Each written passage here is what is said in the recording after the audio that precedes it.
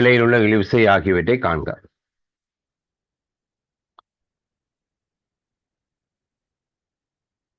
வளமையா செய்கிற மாதிரி என்ன இதில் நிறதாக்கம், மற்றது இஞ்சால நிறதாக்கம் இழுவிசை இருக்கும். இதுல மார்க் பண்ற இழுவிசைன்னா இந்த குட்டியில இந்த இலையால தாக்குற விசை. அதே மாதிரி மேலே இப்படி மார்க் பண்றா என்ன அர்த்தம், கப்பியில இந்த இலையால தாக்குற விசை இஞ்சாலி பக்கம். இது இலேசான இலைன்னா இது ரெண்டும் ஒரே இழுவிசை. கப்பி இலேசான கப்பி, அதோட அச்சுக்கும் கப்பிக்கும் இடையில உராய்வு இல்லையாண்டா இது ரெண்டும் சமனான இழுவிசை.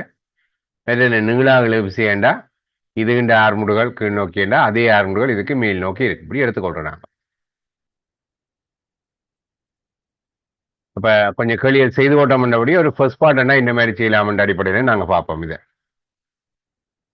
இப்ப இது நிச்சயமா கீழே போகும்னு தெரியும், மற்றபடியே இது நிச்சயமா மேலே போகும்னு தெரியும். இது கூட எழுதணும்ன்ற தேவையில்லை. இப்போ இதுக்கு நாங்கள் எப்சமன் எம்ஏ பாவிச்சோம்னா இந்த நிற சய இந்த இழுவிசை சமன் எம்இன்டுஏன்னு வரப்போகுது. இதுக்கு பாவிச்சோம்னா இந்த டி சய தான் வரப்போகுது. அப்போ ரெண்டையும் கூட்டேக்க இதுல கழிவட்ட இழுவிசை இதுல கூட்டுப்பட்ட இழுவிசை, அப்போ ரெண்டையும் கூட்டேக்க இது ரெண்டும் இல்லாமல் போயிடும், கேன்சலா போயிடும். ரெண்டபடியா என்ன 150 சய 100 தான் விளையில் விசையா வரப்போகுது.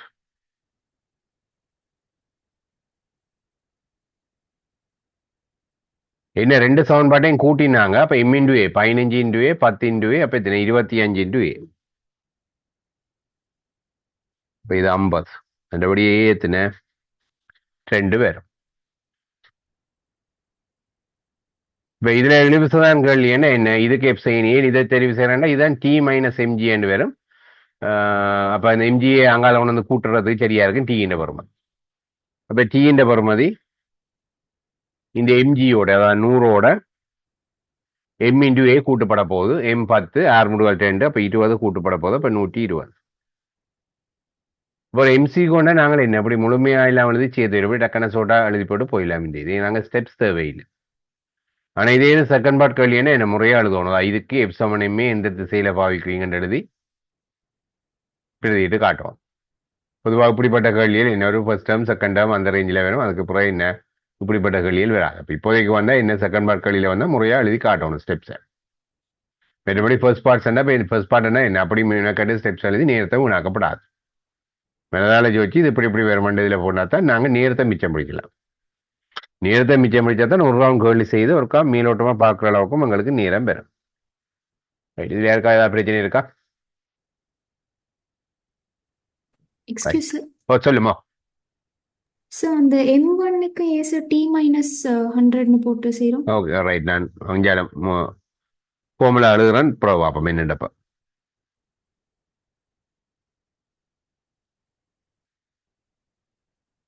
M1 நிச்சயமா மேலே மூவ் பண்ண போது அந்தபடியா அப்போர்ட் டிரெக்ஷன்ல எப்சமனையுமே பாவிக்கிறேன். அப்ப நான் சமன்பாடு பாவிக்கிற திசையிலேயே தாக்குற விசை இந்த டி.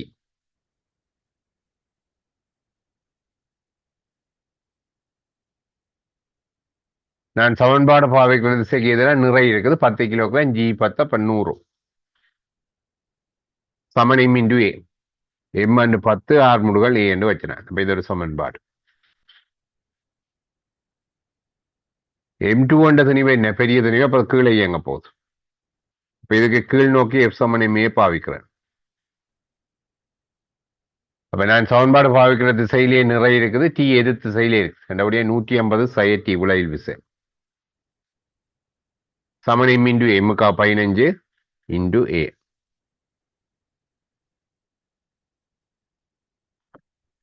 அப்ப ரெண்டையும் கூட்டேக்க இது பிளஸ் டி இது மைனஸ் டி, அப்ப டி கேன்சலா போயிடும். அப்ப 180 சய 100 இங்கே 10 சக 15 வருது. அதான் நான் எழுதினேன்.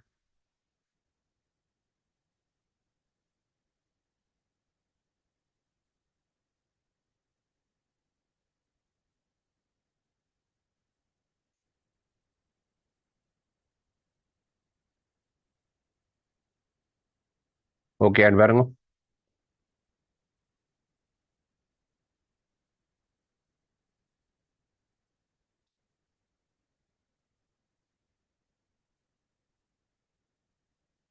ரைட். ஒரு ஃபர்ஸ்ட் பார்ட் கேள்வினா தேவையில்லாமல் இப்படி எல்லாம் ஸ்டெப்ஸ் எழுதி நேரத்தை உண்டாக்கப்படாது. ஷோர்ட்டாக எழுதி பழகணும். ஆனால் நீங்கள் பாடம் படிக்க தொடங்கிக்க உங்களுக்கு நேரடியாக போடுற கொஞ்சம் கஷ்டமாக இருந்தால் பிரச்சனை இல்லை, கொஞ்சம் இப்படி ட்ரை பண்ணுங்க. ஆனால் காலப்போக்கில் எந்த வரை எழுதாமல் மனதால ஜோதிச்சு போடுற அளவுக்கு உங்களோட ஸ்கில்லை டெவலப் பண்ணி கொள்ளணும். அது பிரதானம். முக்கியமாக ஃபர்ஸ்ட் பார்ட் கேள்வி செய்கிறது. நல்ல ரிசல்ட்ஸ் எதிர்பார்த்தா 50 கேள்வியும் 45க்கு மேலே சரி எடுக்கக்கூடிய அளவுக்கு எங்களை வளர்த்து கொண்டு இருக்கணும், இல்லாட்டி கஷ்டம். ரைட், அதுக்கு நல்லா ப்ராக்டிஸ் பண்ணணும்.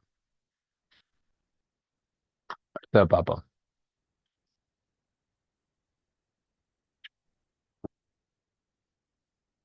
பாறையொன்றின் மேலாக சென்று நிலைக்குத்தாக தொங்கும் இலேசான வடம் ஒன்றில் 70 கிலோகிராம் திணிவுடைய நபர் ஒருவர் 6 மீட்டர் per செகண்ட் ஸ்கொயர் ஆர்முடுகளுடன் கீழ் நோக்கி வழுக்குகின்றார். வடத்தில் உள்ள இழு விசை என்னன்னு கேட்டிருக்கு. இளையொன்று அப்படியே நிலைக்குத்தா தொங்குதோ, அதுல பிடிச்ச ஒருத்தர் வழுகி கொண்டு போறார். அப்ப ஆழ்ல தாக்குற விசைய செப்பரேட்டா பார்த்தா, நான் அப்படி ஒரு பொருள் மாதிரி எடுத்துக்கொள்றேனாலயா இதுல விசையில பார்த்த மாதிரி இருந்தா இளைய பிடிச்சவர் கீழே இழுக்க போறார். ரெண்டா இலை இவருக்கு கொடுக்குற விசை மேல் நோக்கி இருக்க போகுது. இது டி என்றா இதுவும் டி தான். அதாவது கைய பிடிச்சு வளர்க்குற மாதிரி பிடிச்சு கொண்டு போறார். ஹீட் ஆகும், அது வேற பிரச்சனை. எனவே சொன்னதுக்கு அமைய நாங்கள் களியை செய்வோம். கையை மட்டும் இல்லை, சில விட காலாலையும் அப்படி அமர்த்தி செய்வோம் நம்ம இந்த வீடு. இப்போ வழியை கொண்டு வர இன்னும் இலையை பிடிச்சு கீழே இழுக்கிறார். அப்ப இந்த மனிதனால இலையில தாக்குற விசை கீழ் நோக்கி இருக்கு. ரெண்டாம் மாறி இளையால மனிதன தாக்குற விசை என்ன? அதுக்கு சமநிமிதமான விசை. அதாவது நியூட்டன 3ஆம் விதிக்கமைய வந்த சோடி விசை. அப்ப அது மேல் நோக்கி இருக்கும். மனிதன் இவற்ற நிறை இருக்கும். நிறை 70 கிலோகிராம் என்றால் 700 நியூட்டன்.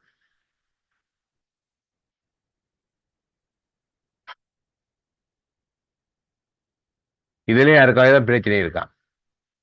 இதுல பிள்ளைகளுக்கு பிரச்சனை வர இந்த விசையை குறிக்கிறதுல.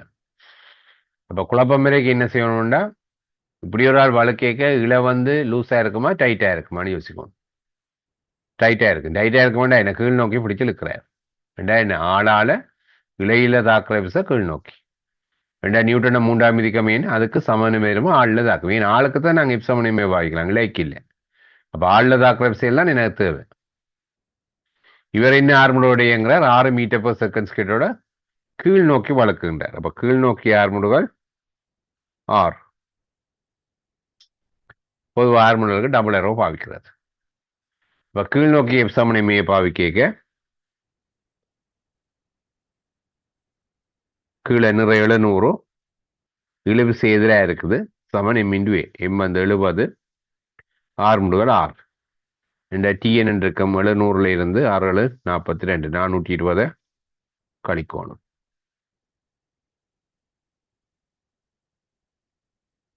20 போனா 80 280 நியூட்டன். பாருங்க. ஓகே ஆண்டு பேச்சு என்ன சொல்லுங்க.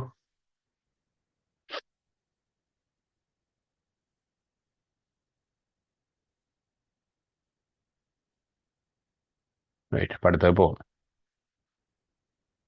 பிரச்சனை என்ன சொல்லுவோம்?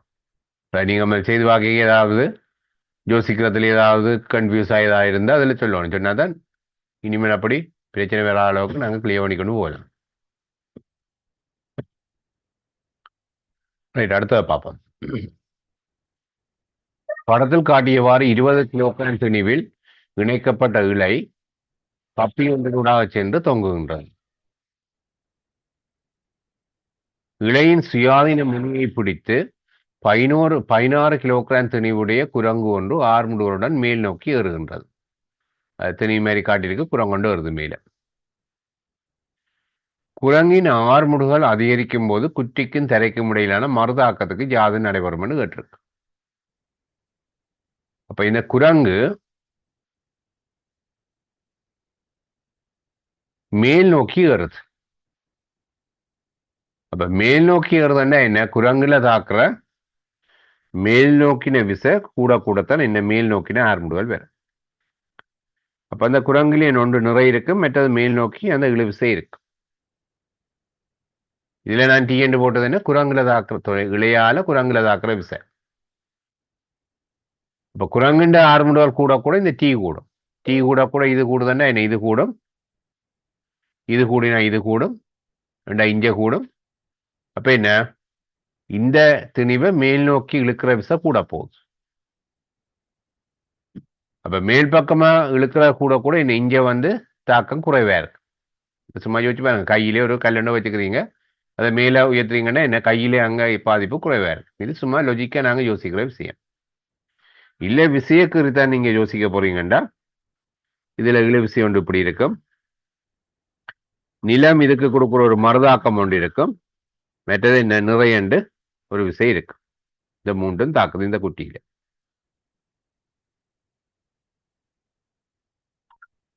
அப்ப இந்த குட்டி இந்த நிலத்தை தொட்டு கொண்டு இருக்குதுன்னா என்ன, இதுல தாக்குற விளையில் விசை பூச்சியம், அதாவது இது ஓய்வுல இருக்கு.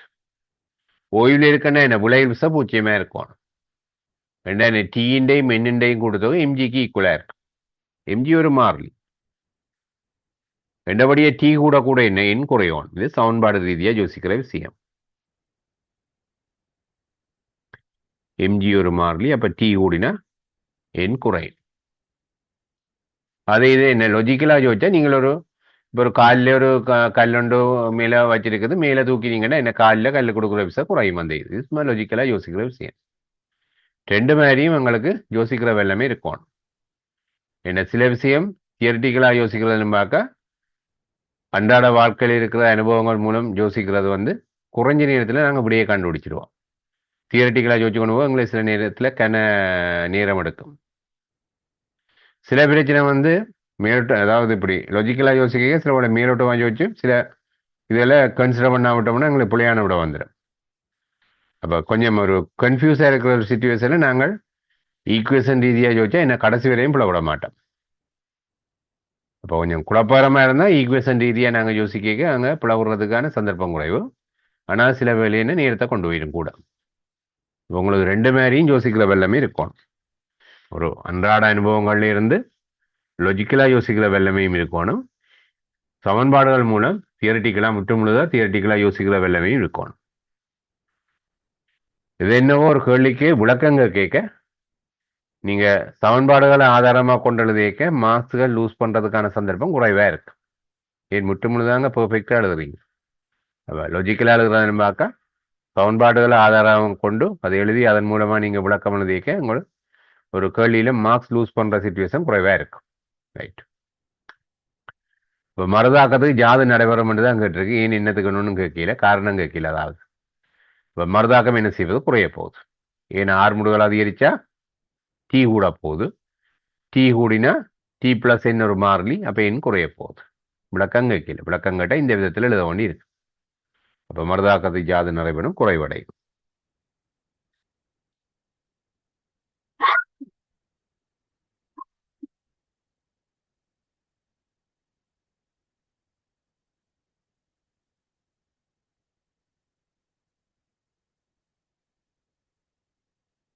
காரணம் தர வேண்டாம், காரணத்தையும் எழுதுவோம்.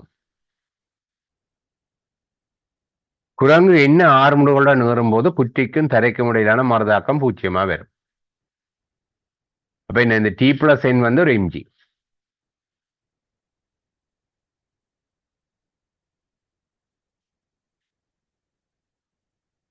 மருதாக்கம் பூச்சியமா வர்ற சிச்சுவேஷன்லாம் கேட்டிருக்கு. அப்ப என் வந்து பூச்சியமா இருந்தா டி என்னவா இருக்கும், எம்ஜிக்கு ஈக்குவலா இருக்கு. அதாவது இத்தனை 20 கிலோகிராம் இத்தனை 200 நியூட்டன்.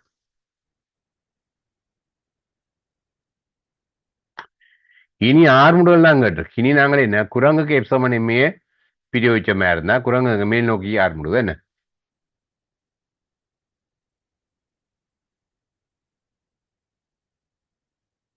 இப்போ குரங்குக்கு மேல் நோக்கி எப்சமன் எம்மையை பாவிக்க என்ன, டி மைனஸ் 160. என்னது பாவிக்க போறோம், குரங்குக்கு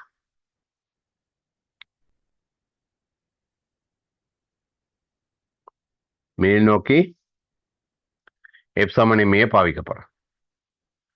மேல டி நாங்க குறியீட்டில் இருக்க எழுதி செகண்ட் மாடல்னா குறியீட்டில் எழுதி போட்டு போடுறது பெட்டர். T minus mg. குரங்குன்றது நீவோ 16 கிலோகிராம், அப்ப 160.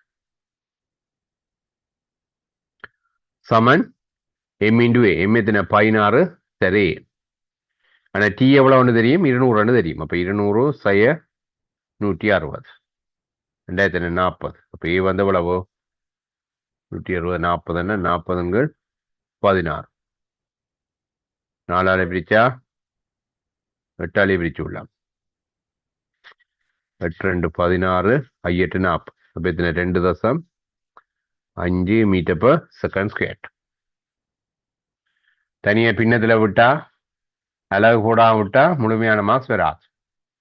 நம்பர்ல எழுதி டெசிமல் எழுதி அலகு கூட கொடுக்கணும். கொடுத்தா மட்டும்தான் செகண்ட் பார்ட்களில ஃபுல் மார்க்ஸ் வரும். சுருக்க பஞ்சில பின்னமா விட்டாலும் ஃபுல் மார்க்ஸ் வராது. இதுல யாருக்கா ஏதாவது பிரச்சனை இருக்கா? சார் சொல்லும். அந்த ஃபர்ஸ்ட் கொஸ்டினுக்கும் டி ஈக்குவல் எம்ஜினே ஈக்குவேஷன் யூஸ் பண்ணி செய்யலாமா சார்? இதுலயா? ஆமா சார். இல்ல, இது பாவிக்கிறேன்டா இது கொமனா கேட்டிருக்கணும். இப்ப குரங்கு சும்மா பிடிச்சி தொங்கிக்கொண்டுண்டா ஒண்ணு மேலே ஒண்ணு முறையில தொங்கிக்கொண்டு நிக்குதுண்டா குரங்கு சமநிலையில் இருக்குது. அப்ப குரங்குல தாக்குற விளைவில் விச 0. ரெண்டபடியே இழுவிசை 160. ரெண்டாயிரம் இஞ்சை 160. அப்ப இது 160 நிறை 200 எத்தனை 40 நியூட்டனா இருக்கும். செவன் மரதாக்கும். அப்ப இந்த இழுவிசையெல்லாம் தங்கி இருக்கு. இதுல மரதாக்கம் என்ன வருமாட்டு இந்த குரங்குண்ட ஆரம்பர் கூட கூட இந்த இழுவிசை கூடி அது ஒரு கட்டத்தில் 200 நியூட்டனை வந்து அதிலும் பார்க்க கூடுதலான ஆர்மரோட குரங்கு ஏறுமா இருந்தா இந்த தனிமும் மேல் நோக்கி எங்க வலிக்கட்டுறோம். நிலத்துல தொடுகையா இருக்காது, மேல் நோக்கி எங்க வலி. ஏன் 200 இருக்கேக்க என் 0 இந்த விசையும் நிறையும் சமன். அப்ப நிறையிலும் பார்க்க கூடின விசையை கொடுத்து மேல் எடுத்தா எந்த தனியும் மேல் நோக்கி எங்க வலிக்கட்டுறோம். அப்ப இப்ப நாங்க கண்ட ஆர்மரோடும் பார்க்க கூடின ஆர்மரோட குரங்கு மேல் ஏறுமா இருந்தா இந்த தனிமும் மேல் நோக்கி எங்க வலிக்கட்டுறோம். அப்ப நாங்க பொதுவா அப்ப இந்த டீ வந்து இந்த நிறைக்கு சமம் எடுக்கல. அதே நீங்க நிலத்துல முட்டி கொண்டிருக்கும். நிலத்துல முட்டாம அந்தரத்துல மேலையும் கீழையும் இயங்காம இருந்தா அல்லது மாறாபகத்தோட இயங்கினா வேண்டாத்தான் என்ன டீ வந்து எம்ஜிக்கு சமம் எடுத்துக்கொள்ள. இங்க நிலத்துல முட்டி இருக்கு. வேண்ட சந்தர்ப்பத்திலே என்ன நிலம் பொருளுக்கு கொடுக்குற மரதாக்கம் என்ற ஒரு விஷயம் கட்டாயம் இருக்கும். அது என்ன டீன்னு ஒரு குறிப்பிட்ட பொறுமதிக்கு மட்டும் இல்லாம போகுது. அதிலும் பார்க்க டீயை கூட்டினா என்ன குட்டிமே நோக்கி எங்க போகும். ஓகேயா? இப்பவும் பிரச்சனை இருக்கா?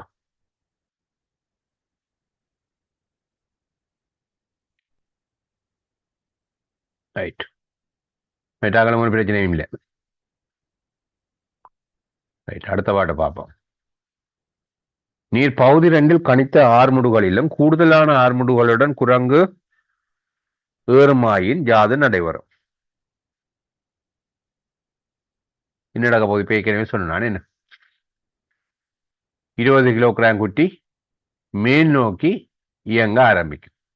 இப்போ உண்மையா என்ன தேறிய விசவந்திர மேல் நோக்கி ஆர்முடுகளோட இயங்க ஆரம்பிக்கும். அப்ப நாங்க என்ன 20 கிலோகிராம் குட்டி மேல் நோக்கி இயங்க ஆரம்பிக்கும் என்று சொல்றதிலும் பார்க்க மேல் நோக்கி ஆர்முடுகளுடன் இயங்க ஆரம்பிக்கும் என்று சொல்றது பெட்டர். இங்க ஒரே ஒரு குட்டி தான் என்றபடியே நாங்களே என்ன 20 கிலோகிராம் என்று சொல்ல வேண்டிய தேவையில்லை. ஒன்றுக்கு மேற்பட்டது இருக்குமே இருந்தால் அதை ஐடென்டிஃபை பண்றதுக்காக அதுக்குரிய ஸ்பெசிஃபிக்கான ஏதோ ஒரு ஐடென்டிட்டியை நாங்கள் கொடுக்க வேண்டியிருக்கு. இங்கே ஒரே ஒரு இதானபடி குட்டி என்ற இதையே நாங்கள் பாவிச்சு கொள்ளலாம்.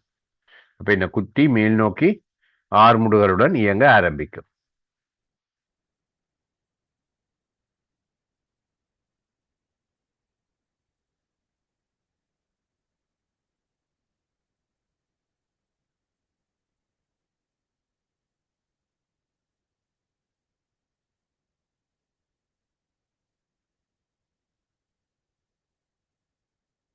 இதுல யாருக்கா ஏதாவது பிரச்சனை இருக்கா?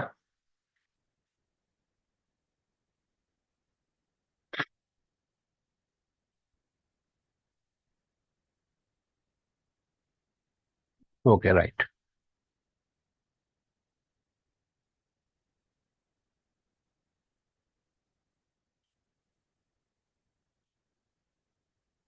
அடுத்ததை பார்ப்போம்.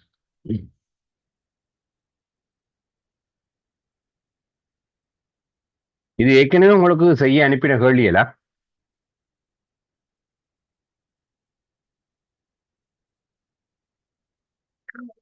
இல்லை இதுகள் அனுப்பப்பட இல்லையா?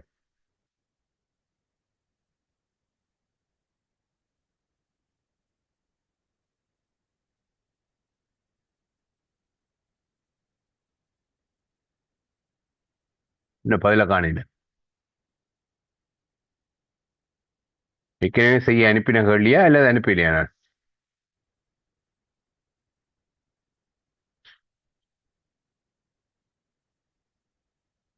சார் கொஸ்டின் 7 வரைக்கும் தான் அனுப்புங்க சார். அப்படியே சரி சரியா. ரைட், இதை பார்ப்போம்.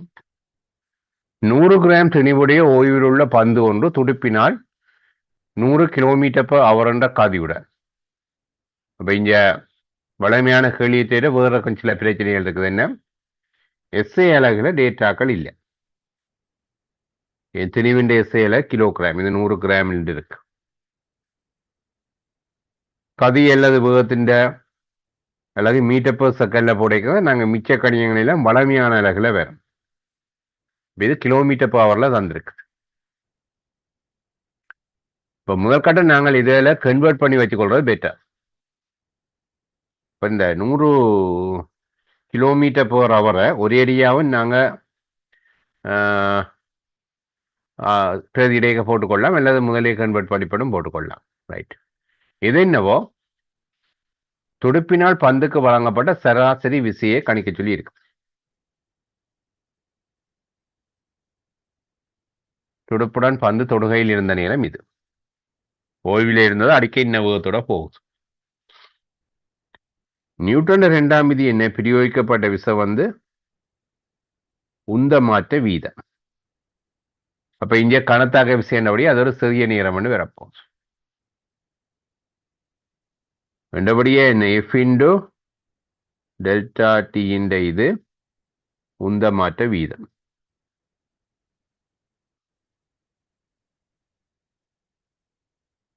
ஒரு நிமிஷம் இல்லையா?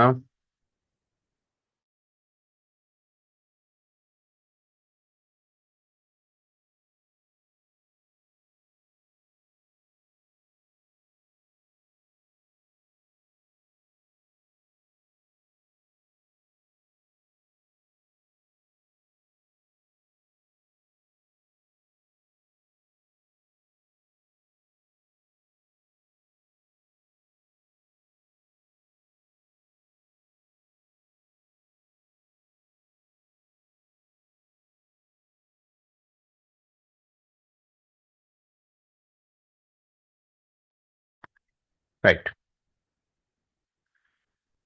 அப்ப சீரான விஷயம்டா ஓகே, பிரச்சனை இல்லை. இங்கேயான என்ன விசை கூடி குறையுது. அப்ப நாங்க ஒவ்வொரு காம் எஃபினிட்டின்னு வாக்கிக்க இங்க அடைக்கப்பட்ட பரப்பன்னு வரும். ஏற்கனவே சொல்லப்பட்ட விஷயம் நினைக்கிறேன். அப்ப நான் எழுதிமா சொல்லியில. அப்ப அடைக்கப்பட்ட பரப்பு என்ன, உந்த மாற்றத்துக்கு சமனா வரப்போகுது. இங்க சராசரி விசைன்னு கேட்டிருக்க. சராசரி விசைன்னா நாங்கள் இன்னொரு சீரான விசை மாதிரி எடுத்துக்கொள்ளலாம்.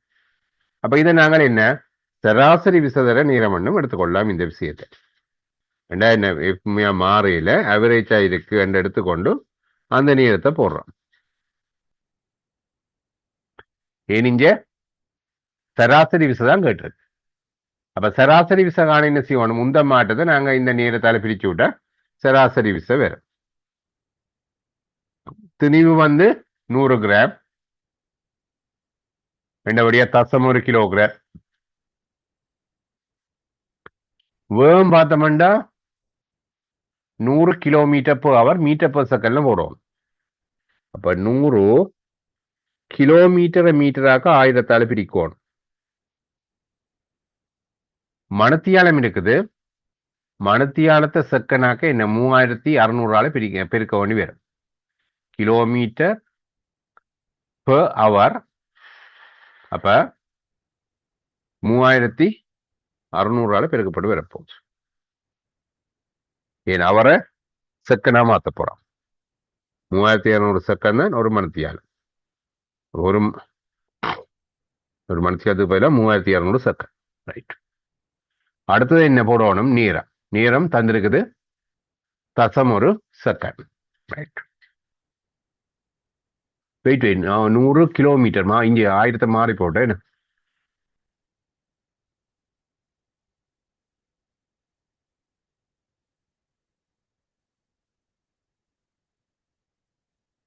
100 கிலோமீட்டர், கிலோமீட்டர் மீட்டராக 1000, நேரம் 3600, நேரம்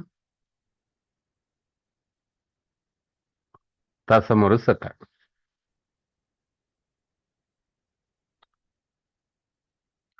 அப்ப இதொரு தசமுண்டு, ஒரு சைவர், இன்னொரு சைவர் போயிடும்.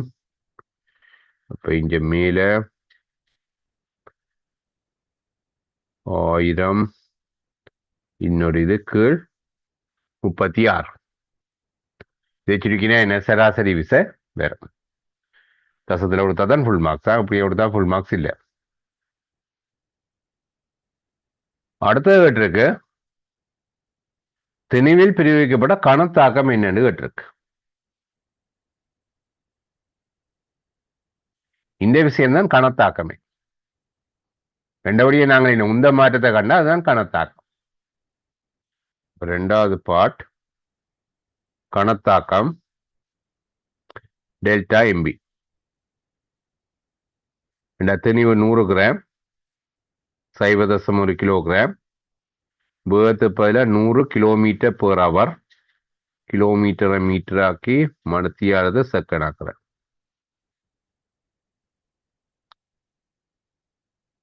என்ன அலகு வரும்? Newton second.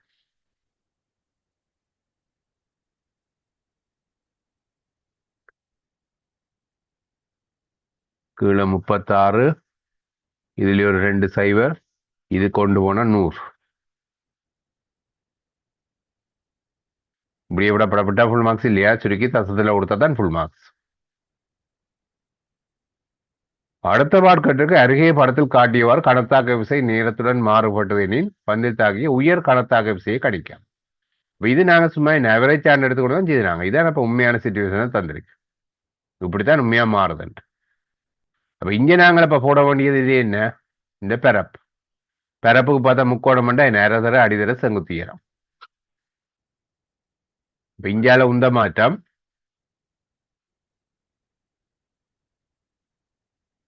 டெல்டா மீது இதை நான் இந்தியால சோகப்படுத்த போறேன். பெரப்ப தர அடி 0.1 தர எஃப் மேக்சிமம் சமன் எவ்வளவோ இந்த விஷயம் 100×36. இதுல இருந்து நாங்களே எஃப்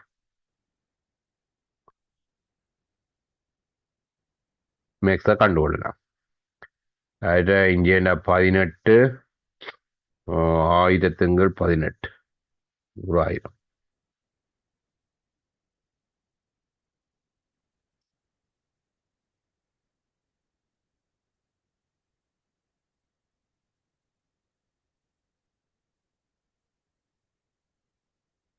ரைட். இது அவ்வளோங்க அடி சொல்லுங்க.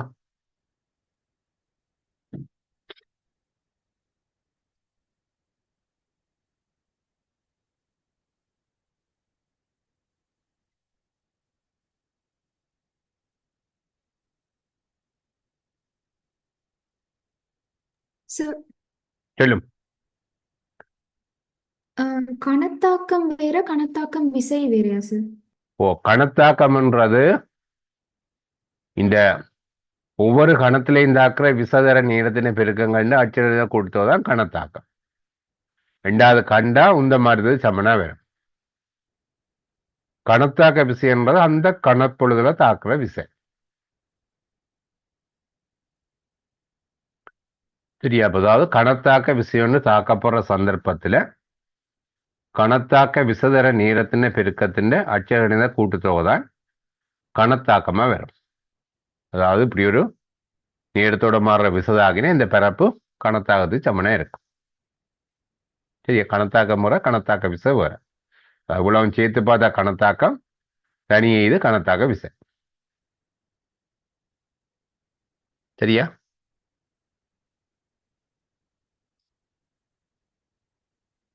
எஸ். ஓகே. வேற யாருக்கா ஏதாவது பிரச்சனை?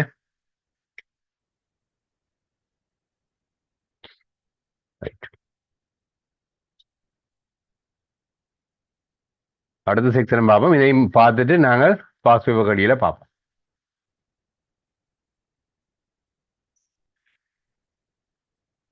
இப்ப ரெண்டு பொருட்கள் மோதிக்க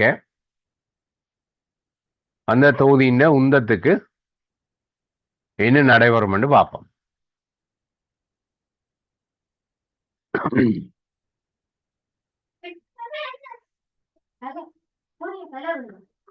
ഒരു തുണിവുണ്ട്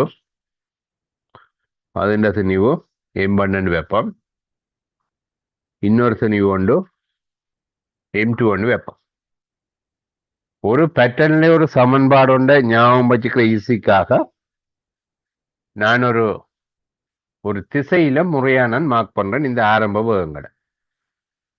பொதுவா ஆரம்ப வேகத்தை நாங்க U1 இறுதி வேகத்தை VN நாங்க மார்க் பண்றோம். இயக்க சமன்பாடுகள் எல்லாம் இறுதி வேகத்தை VN வைக்கிறாங்க, ஆரம்ப வேகத்தை U1 வைக்கிறாங்க. அந்த அடிப்படையில இந்த துணிவின் ஆரம்ப வேகத்தை U1 இதுகின்ற ஆரம்ப வேகத்தை U2 வைக்கிறேன், ஒரே திசையில எடுக்கிறேன்.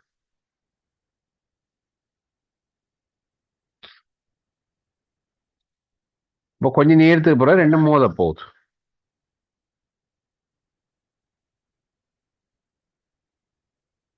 மோதல் சரியா இந்த மையங்களை இணைக்கிற கோட்டின் வழியே அடி விழுதுன்னு எடுப்போம். அது சொல்ல தலை நேராக மோதுகிறான்னு சொல்லுவோம், ஹெட் ஆன் கொலிஷன் சொல்றாரு.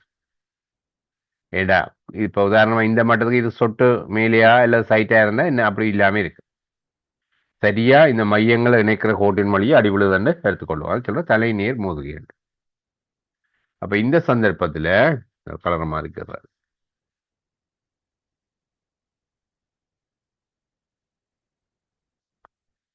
இந்த திணிவு இதுக்கு இஞ்சாலி பக்கமா ஒரு விசையை கொடுக்க போகுது அந்த அடி விளைக்க. இது அப்ப இதுக்கு எதிர் திசையில ஒரு விசையை கொடுக்க போகுது.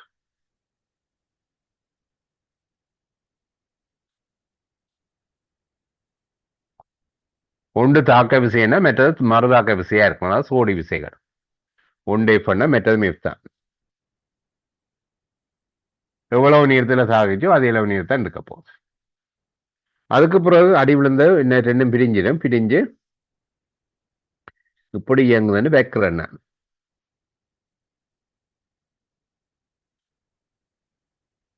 இப்படிதான் நீங்களோட கட்டாயம் இல்லை.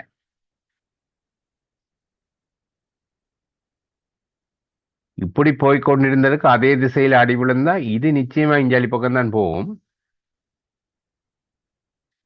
இஞ்சாலி பக்கமா இயங்கிக் கொண்டிருந்ததுக்கு எதிராக அடி விளைக்க ஒன்றில் இதுகின்ற பாகம் இதே திசையில குறைஞ்சிருக்கலாம் அல்லது எதிர் திசையில போயிருக்கலாம். நான் ஒரு பேட்டர்ல தொடர்பெடுக்கிறதுக்காக எல்லாம் இதே திசையில போகுதுன்னு எடுக்கிறேன். 1க்கு V1 இதுக்கு V2 எடுத்துக்கொள்றேன். இந்த கணத்தாக்க விசை பிரயோகிக்கப்பட்ட நேரத்தை T என்று வைப்போம். ரைட். அப்ப இப்ப நான் இந்த முதலாவது திணிவு அதாவது M1க்கு நியூட்டன் 2ஆம் விதியை பிரயோகிக்கிறேன். F1 விசை T நேரத்துக்கு தாக்கினதால இந்த உந்த மாற்றம் வந்திருக்கு. M1க்கு நான் பார்த்தா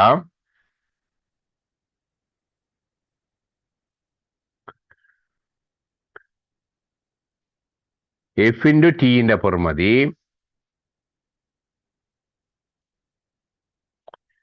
F இந்த திசையில தாக்குது, இந்த பக்கமா தாக்குது.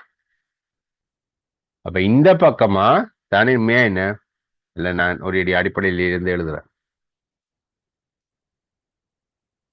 M1க்கு இந்த பக்கமா F சமன் MA நான் பாவிக்கிறேன். என் விசை இந்த பக்கமா இருக்கிறபடியா F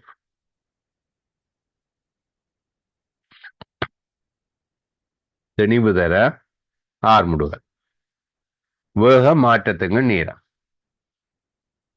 இறுதி வேகம் அங்க இஞ்சாலி பக்கம் இருக்குது, ஆனா நான் சமன்பாடு இஞ்சாலி பக்கம் பாவிக்கிறேன். -V1 சய ஆரம்ப வேகம் இஞ்சாலி பக்கம் இருக்குது, நான் சமன்பாடு இஞ்சாலி பக்கம் பாவிக்கிறேன். -U1 கீழ் அதுக்கு அடுத்த நேரம். திருப்பி ஒருக்கா சொல்றேன்.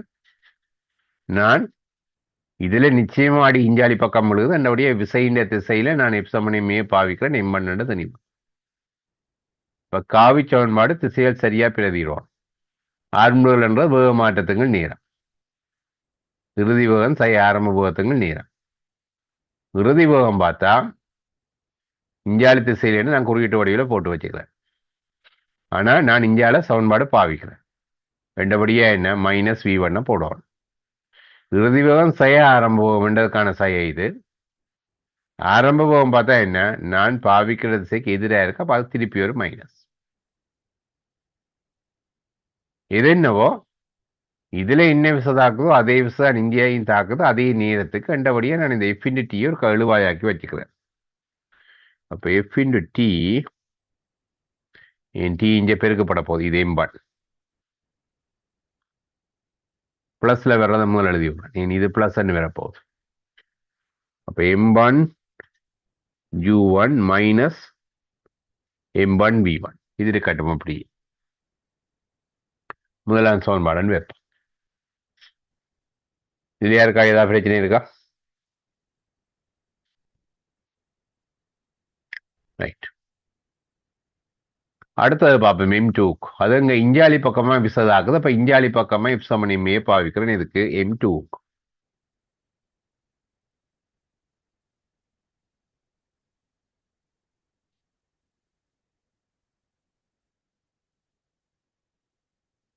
நான் பாவிக்கிற திசையிலான விசை இருக்குது என்னுடைய, அது பிளஸ் f. என்னது நியூ m2 ஆர்முடுகள் வேக மாற்றத்துங்கள் நேரம், இறுதி வேகம் இஞ்சாலி பக்கமா v2, நான் சமன்பாடும் அதே திசையிலான் பாவிக்கிறேன். நண்டவுடைய பிளஸ் v2 ஆரம்ப வேகம் இஞ்சாலி பக்கமா u2, நான் சமன்பாடும் அதே திசையிலான் பாவிக்கிறேன். நண்டபடியா அது பிளஸ் தான். இது இறுதி வேகம் ஆரம்ப வேகம் என்றதுக்கு வந்த மைனஸ். மைனஸ் u2 பை அதுக்கான டைம் t. இப்போ இங்கேயும் f/t எழுவாயாக்குறார்.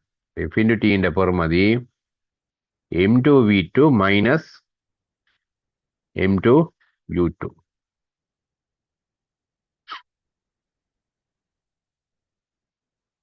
அப்ப இந்த f/t சமப்படுத்தி விடுறேன்.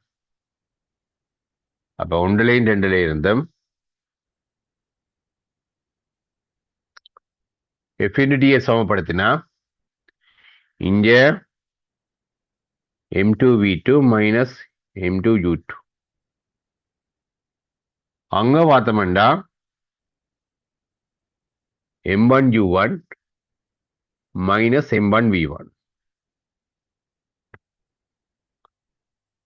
ஒரு பேட்டர்னுக்கு ஒழுங்குபடுத்தலாம் இந்த நோக்கம். இப்ப என்ன செய்யறேன்னா ஆரம்ப வேகம் சம்பந்தப்பட்ட இல்லாதையும் ஒரு சைட்டுக்கும் இறுதி வேகம் சம்பந்தப்பட்ட இல்லாதையும் ஒரு சைட்டுக்கும் மாத்துறேன். இப்ப இது என்ன விஷயம்,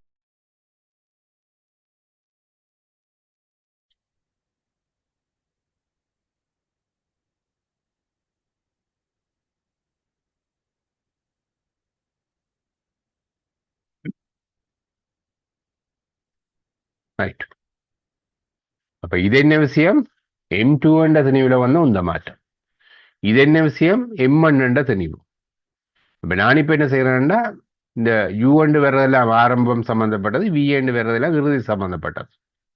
அதாவது m2 u2 m2 என்ற திணிவின் ஆரம்ப உந்தம் சம்பந்தப்பட்டது.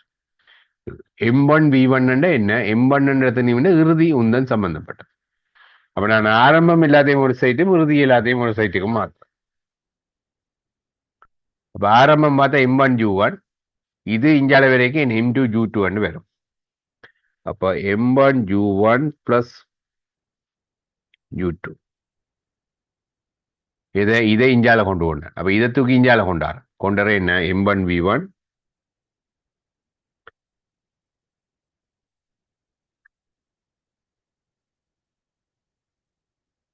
இப்ப என்ன ஒரு முடிவு வருது, இது m1 என்ற திணிவின் ஆரம்பம் தான், இது m2 என்ற திணிவின் ஆரம்பம் தான்.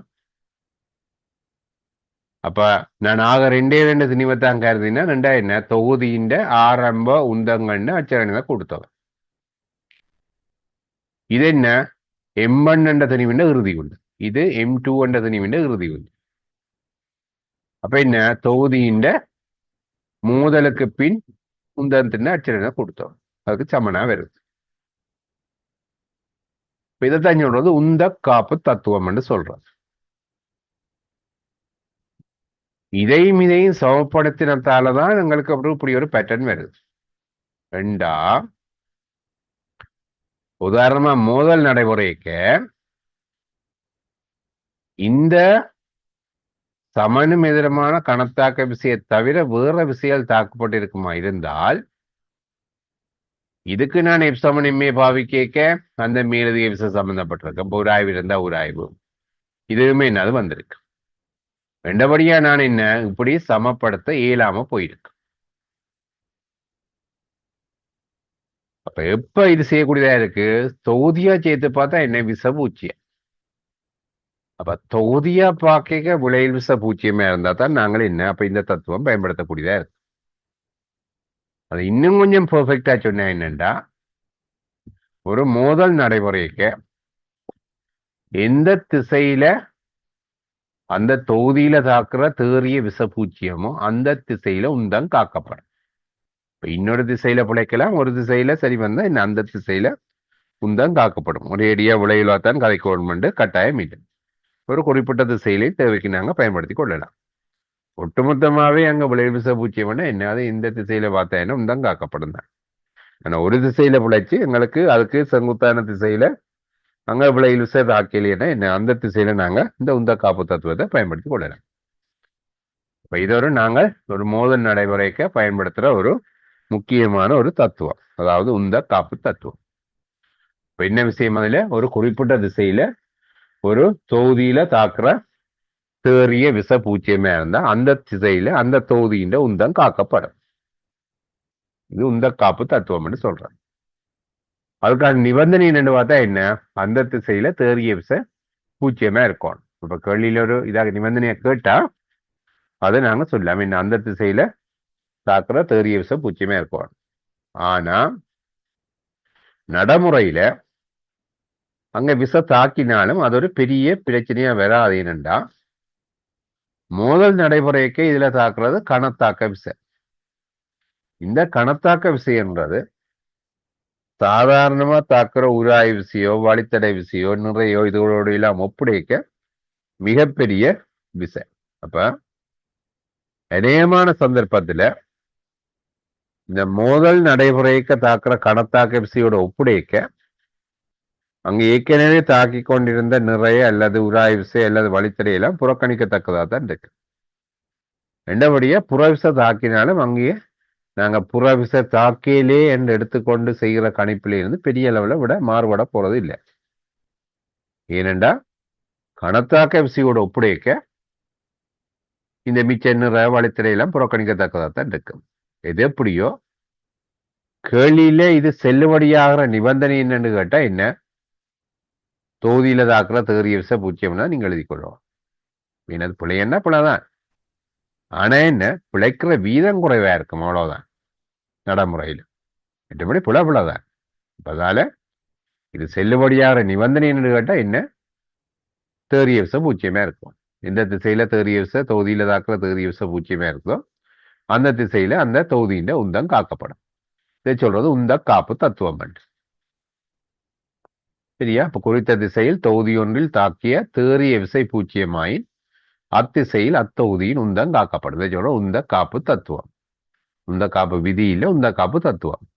விதி என்ன, அது நாங்க நிறுவையிடாது. சரியா இருக்கும்னு செக் பண்ணி பார்க்கலாம், நிறுவையிடாது. இது அப்படி இல்லை, இது நிறுவக்கூடிய ஒரு விஷயம். இது உந்த காப்பு தத்துவம்.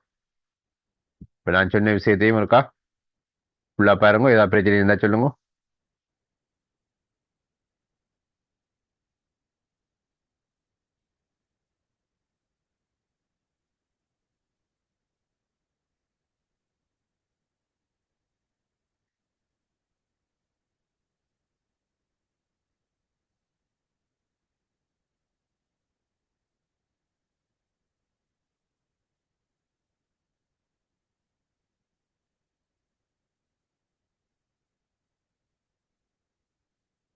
ஒரு வடிவா யோசிச்சு பாருங்க நிறுவினதையா.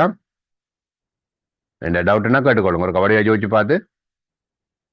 அப்ப கொஞ்சம் டைம் எடுக்க நினைக்கிறேன், அதனால பார்த்துட்டு ஓகேன்னா ஓகேன்னு மெசேஜ் போட்டுருவோம், உங்களுக்கு கிளியரா விளங்கிட்டேன்டா. இந்த ஃபர்ஸ்ட் டைம் தியரி என்னைக்கு அவருக்கு பார்க்க டைம் எடுக்கும். இப்போ வழியா பாருங்க, பார்த்து உங்களுக்கு விளங்கிட்டேன்னா ஓகேன்னு மெசேஜ் போடுங்க.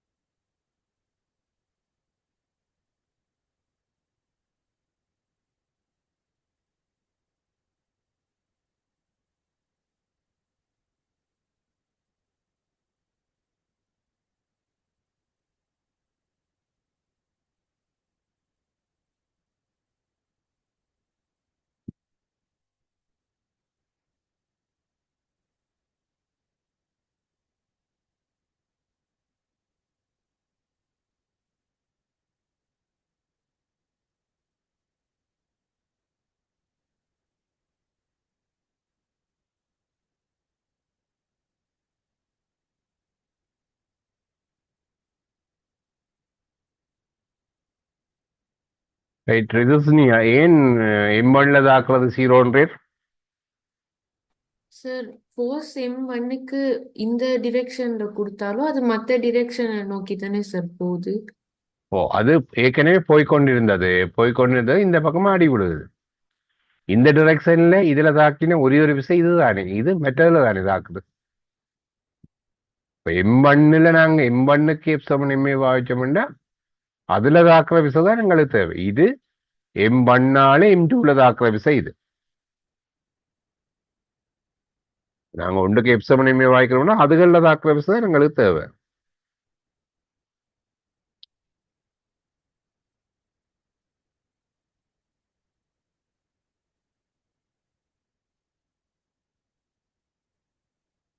இப்படி வந்து கொண்டிருக்கிற பந்தை நீங்க பிடிக்கிறீங்கன்னா என்ன, உங்களோட கையில நோகம் ஏதாவது என்ன, பந்து உங்களோட கைக்கு கொடுக்குற விஷயம் அது. இப்ப நீங்க பந்தை கொடுக்குற விஷயம் அதுக்கு சமநிலையுமே இருக்கு மிஞ்சாலி பக்கமா. அப்ப எதுக்கு F7 பாய்க்கிறோமோ அதுல தாக்குற விஷயம் தான் தேவை. இதை சேர்த்து பார்க்கப்படாது. இது இதால இதுல தாக்குற விஷயம் தான் இது. தொகுதிக்கு பார்த்தா தான் பூச்சியம். ஓகே, இன்னும் பிரச்சனை இருக்குத்தானா?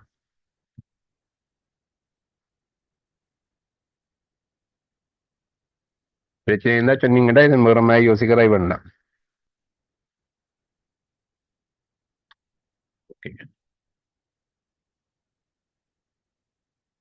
இன்னும் ஒரு ஆள் பார்த்து முடியலைன்னு நினைக்கிறேன்.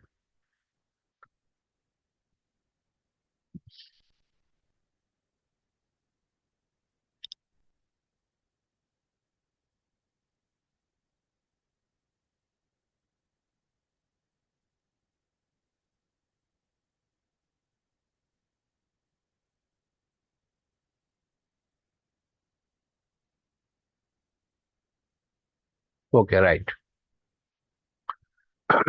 அப்ப உந்த காப்பு தத்துவம் என்ன, ஒரு குறித்த திசையில ஒரு தொகுதியில புறவிசதாக்காடி அந்த திசையில அந்த தொகுதியில உந்தம் காக்கப்படும். நான் இதெல்லாம் ஒரே திசையில் எடுத்துட்டேன்னா ஒரே திசையில் எடுத்தபடி தான் இதெல்லாம் அப்படி பிளஸ்ல வந்தேன், இல்லாட்டி மைனஸ்கள் வந்திருக்கும். உங்களுக்கு ஞாபகம் வச்சுக்க கொஞ்சம் கன்ஃபியூஸா இருக்கும். அதால தான் நான் என்ன ஒரு பேட்டர்ல வரணும்ன்றதுக்காக இப்படி எல்லாத்தையுமே இப்படி ஒரே திசையில எடுத்துக்கொண்டன. பொதுவாக இப்படித்தான் எடுத்துக்கொள்றது வளமையா.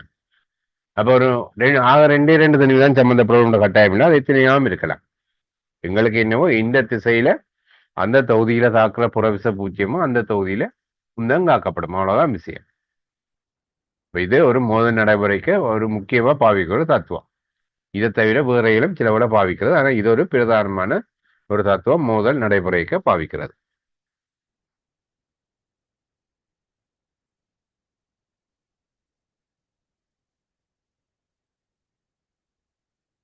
இந்த மோதல் வகையில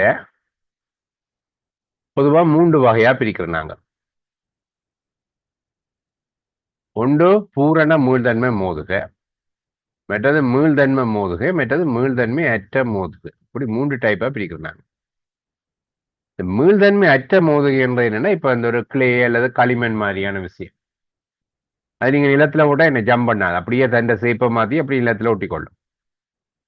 இப்ப என்னத்தோட மோதுதோ அப்படியே அது ஒட்டிக்கொள்ளுதுன்னா அதை சொல்றது மீள்தன்மை அற்ற மோதுகைன்னு. பொதுவா கிளே, இந்த களிமண் இதுல எல்லாம் அந்த டைப். ஒரு களிமண் கட்டி ஒன்று எறிஞ்சிங்கண்டா அது ஓய்வுல இருந்ததோ அல்லது இன்னொரு இயங்கி கொண்டிருந்தோட மோதினா அதோட ஒட்டிடும் அப்படியே. இப்ப ஒரு மோதல் நடைமுறைக்கு அது இன்னொன்றோட அப்படியே ஒட்டிக்கொள்ளுதன்னைக்கு அது சொல்றது பூரண மீள்தன்மை அற்ற மோதுகை இல்ல மீள்தன்மை அற்ற மோதுகை. தமிழ்ல பொதுவா மீள்தன்மை அற்ற மோதுகை தான் பாவிக்கிற சொல்லும். இங்கிலீஷ்ல கம்ப்ளீட்லி இன்எலாஸ்டிக் கொலிஷன் என்று சொல்லி பாவிக்கிறது. இந்த கம்ப்ளீட்லி பாவிக்கிறது தமிழுக்கும் இங்கிலீஷுக்கும் கொஞ்சம் வித்தியாசம். ஏண்டா இங்க பூரண சொல்ல தமிழுக்கு போடுறோம், இங்கிலீஷ்ல இதுக்கு தான் கொண்டு வந்தா அந்த அந்த கம்ப்ளீட்லி என்ற விஷயம் இதுக்கு தான் வருது இங்கிலீஷ். இதுக்கு ரைட். இது அது சாதாரணமா மோதுகையில மீள்தன்மை மோதுதான் சாதாரணமா.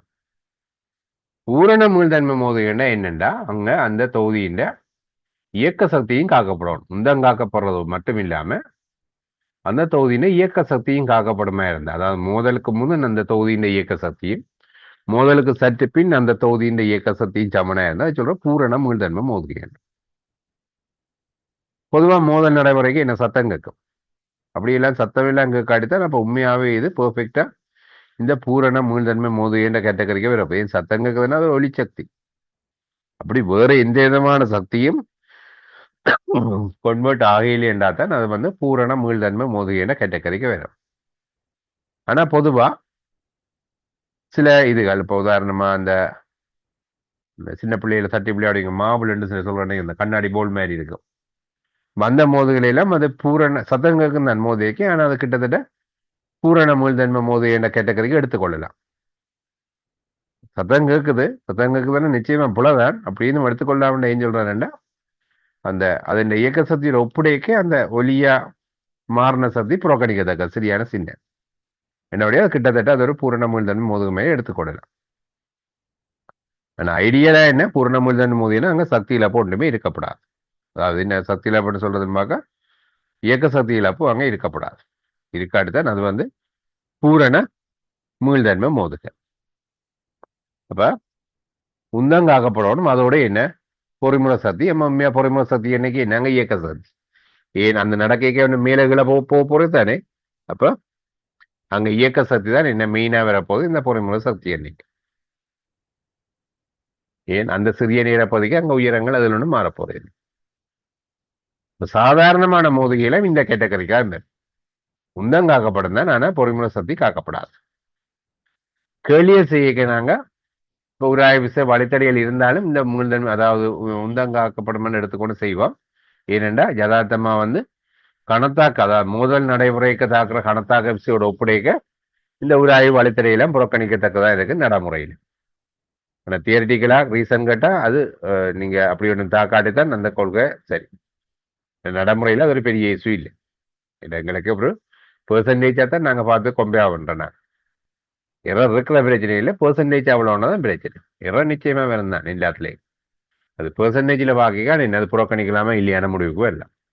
இப்போ நடைமுறையில் அது புறக்கணிக்கத்தக்கதாக தான் நியாயமான சிச்சுவேஷன்ல இருக்கு. அடுத்தது மீள்தன்மை அற்ற மோதுகள். இங்கேயும் முந்தங்காக்கப்படும். ஆனா என்ன நிச்சயமா பொறிமுறை சக்தி இழப்பு ஒப்பூட்டு அளவுல உயர்வா இருக்கும் இந்த கேட்டகரியில். ஏன்னாங்க அந்த உருமாற்றம் பெரிய அளவில் நடக்கிறதால இங்க பொறிமுறை சக்தி இழப்பு ஒப்பூட்டு அளவுல மிக உயர்வா இருக்கு. இங்கே பொறிமுறை சக்தி இழப்பே இல்லை, இங்கே ஒப்பீட்டளவில் மிக உயர்வா இருக்கும். இந்த கேஸ்ல என்ன ஒன்றோட ஒன்று இணைகிறதா இருக்கு. பொதுவாக கிளே அல்லது களிமண் அந்த டைப் இதுகள் இந்த இதுக்கு வரப்போம். இப்போ நாங்கள் மோதுகை என்ன பொதுவாக 3 டைப்பா பிரிக்கிறோம். என்னத்தை வச்சுக்கொண்டோம், இந்த இயக்க சக்தி காக்கப்படுமா இல்லையானதை வச்சுக்கொண்டோம். இயக்க சக்தி காக்கப்படுமா இருந்தால் அது பூரண மீள்தன்மை மோதுகைன்னு சொல்றேன். இங்கிலீஷ்ல புக்ஸ்கள் வாசிக்க கொஞ்சம் அது மாறி இருக்குமா. இது எலாஸ்டிக் கொலிசன், இதைத்தான் கம்ப்ளீட்லி இன்எலாஸ்டிக் கொலிசன் சொல்றேன். இந்த இது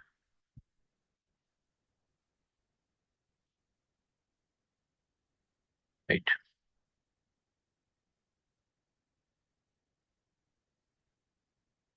இங்கிலீஷ்ல இது எலாஸ்டிக் கொலிசன், இது இன்எலாஸ்டிக் கொலிசன், இது கம்ப்ளீட்லி இன்எலாஸ்டிக் கொலிசன். அப்ப இங்கிலீஷ் புக் சொல் வாசிக்க சொல்லு மாறி இருக்கு. இதுல யாருக்காவது டவுட்ஸ் இருக்கா?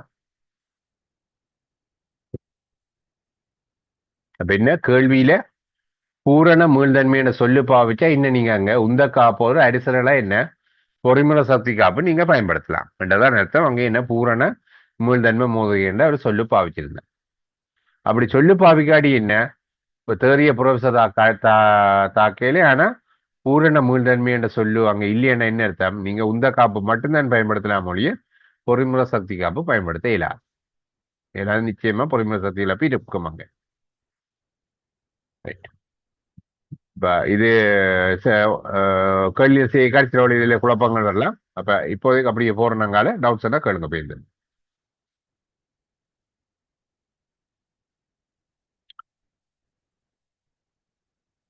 ரைட். இந்த கேள்வியை கடக்கணும் ட்ரை பண்ணுங்க.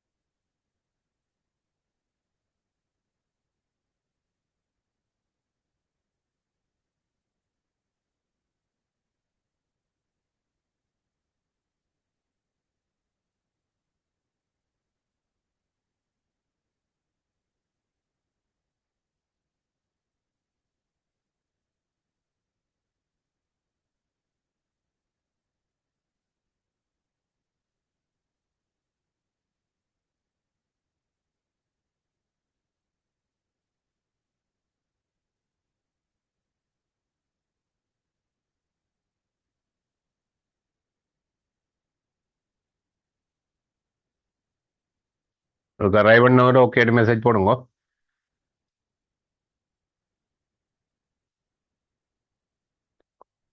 எல்லோரும் நீங்க முழுமையா விட எடுக்காட்டியும் ஒரு ட்ரை பண்ணிட்டீங்கன்னா ஓகே மெசேஜ் போடுங்க.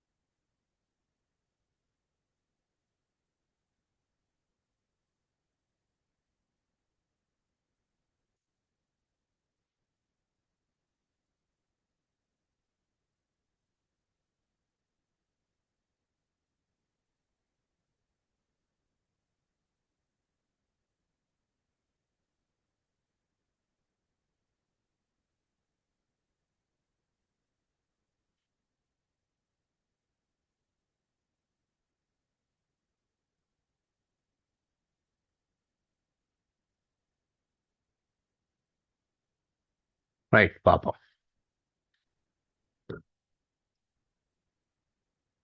சொந்த டேட்டா 10 மீட்டர் per செகண்ட் வேகத்துடன் இயங்கும் 1 கிலோகிராம் திணிவுடைய கோளம் ஒன்று ஓய்வில் உள்ள 2 கிலோகிராம் கோளத்துடன் மோதி ஒன்றாக இயங்கியது.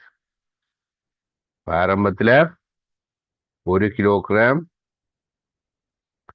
10 மீட்டர் per செகண்ட் இயங்குறது 2 கிலோகிராமோட இணைஞ்சு இந்தியால பக்கம் ஆடி விழுந்தா நிச்சயமா இந்தியாலான்னு போகுது ஒன்றாக இயங்கி. இது எவ்வகையான மோதல்னு கேட்டுக்கிறேன். ஒன்றா இயங்குதுன்னா இது என்ன டைப் இது சொல்லுங்க. இப்ப பார்த்துனாங்க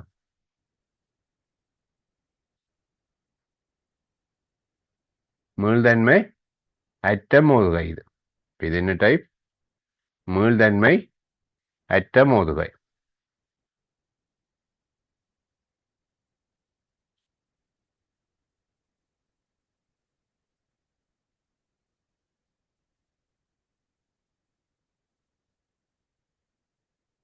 மோதலின் பின் இவற்றின் வேகத்தை கணிக்க என்ன இந்த திசையில உந்த காப்பு தத்துவத்தை பயன்படுத்த போறேன். அப்ப என்ன ஒரு செகண்ட் பாட்டண்டா என்ன இந்த திசையில போட்டு உந்த காப்பு தத்துவப்படி என்று எழுதணுமா? உந்த காப்பு தத்துவப்படி இறுதி உந்தம் 3 தரவி ஆரம்ப உந்தம் 1 தர 10 மற்றது நோய்விலே இருந்த சைவர் ரெண்டுடைய வி எவ்வளவா இருக்கும்? 10×3 மீட்டர் per செகண்ட்.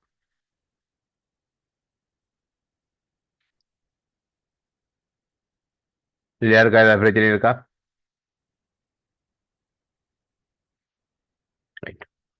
அடுத்தது கேட்டிருக்கு மோதலில் இழக்கப்பட்ட சக்தி. இழக்கப்பட்டனா எப்பவுமே ஆரம்ப சக்தி தான் கூடவே இருக்கும்.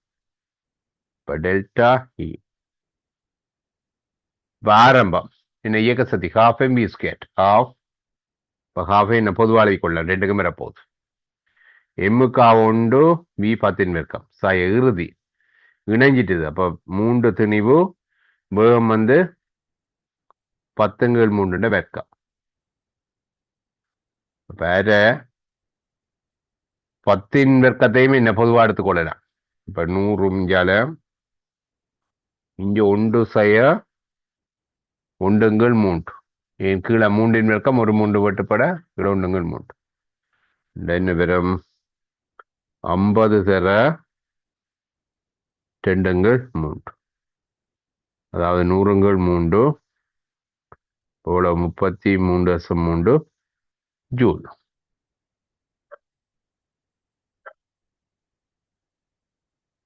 ரைட். அதுக்கு பிரச்சனை என்ன சொல்லுங்க இல்ல?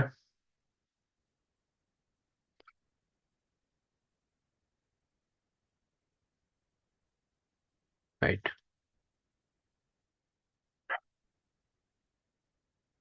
இது ட்ரை பண்ணுங்க. முதல் கடியில பிரச்சனை இருந்தா கேளுங்க. Okay B part.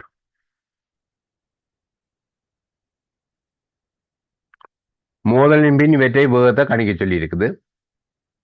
இப்ப இது இந்தியாவில் இயங்குறபடியா அடிச்ச பிறகும் சேர்ந்து இந்தியாலான்னு போகுது. ரெண்டபடியே இந்த திசையில நான் உந்த காப்பு தத்துவத்தை பயன்படுத்துறேன். என்ன மோதலின் முதல் நான் மோதலுக்கு புற எழுதுனேன் இறுதி உந்த எல்லாம் சேர்ந்துட்டு ரெண்டபடியா மொத்தமாத்தனையும் 3 கிலோகிராம் ரெண்டு உணஞ்சு ஒண்டா வந்துட்டு மோதி ஒன்றாக இயங்கியது. என்ன எனக்கு ஒரு கிளே மாதிரியான டைப் ஏதோ ஒட்டிட்டுது ரெண்டு ஒண்டாத்தான் போகுது. அப்ப ஒன்றுக்கு என்ன போகுமோ அதே போகும் தான் ரெண்டுக்கு இருக்க போது என்னுடைய என்ன சேர்த்து போட்டு ஒரு ஏரியா 3க்கு அந்த போகும்னு போட்டுக்கொள்ளலாம். நீங்க 1 தர வி சக 2 தர வி என்று போட்டாலும் என்ன விஏ கோமன் எடுத்தா அந்த 3 தான். அப்ப மொத்தத்தனையோ தர போகும். இது இறுதி உந்தன் தொகுதியின் மோதலுக்கு முதல் தொகுதியின் வாரம் உந்தம் பார்த்தோம்டா இதே திசையிலான இதுக்கும் பிளஸ் திணிவு தர வேகம் m×v m1 வேகம் 10. இதுக்கு என்ன வேற அது இது வேகம் 0 பண்ண என்ன திணிவா இருந்தா அது 0 தான். ரெண்டபடியே நீ என்ன 10×3 வேகம். ஓகே பிரச்சனை இருக்கா?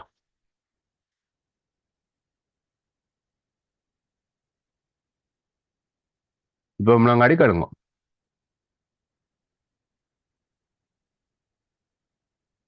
ரைட்.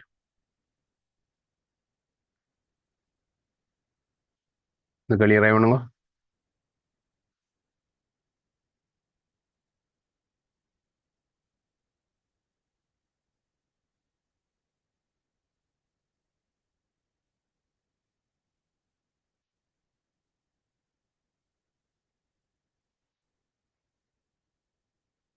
தலை நீராக மோதுறன்னா என்னன்னு சொன்னேன்னு மையங்களை இணைக்கிற கோட்டின் வழியே தான் அடி விழுகுது. என்னதான் அர்த்தம்? தலை நீராக மோதுகிறதுண்டா.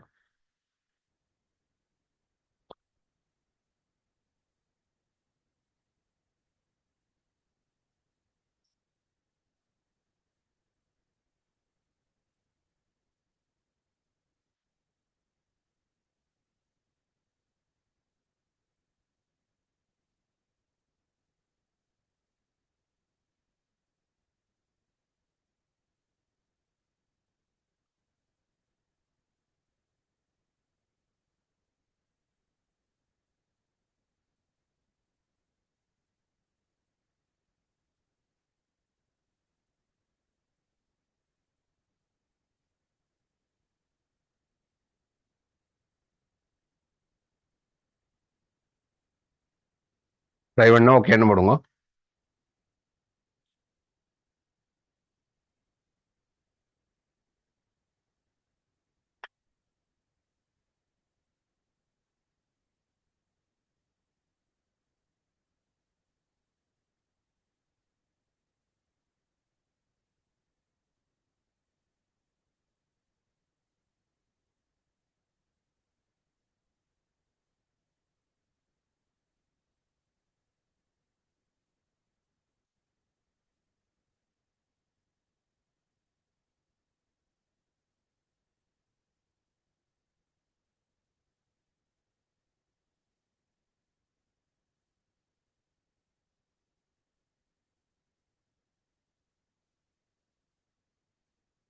ரைட், பாப்போம்.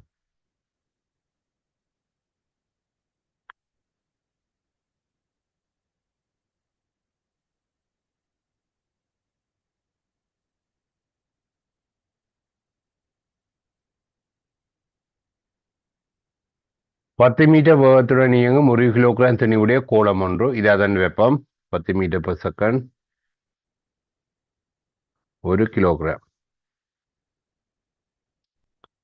அதே 10 மீட்டர் per செகண்ட் வேகத்தோட இயங்குற 2 கிலோகிராம்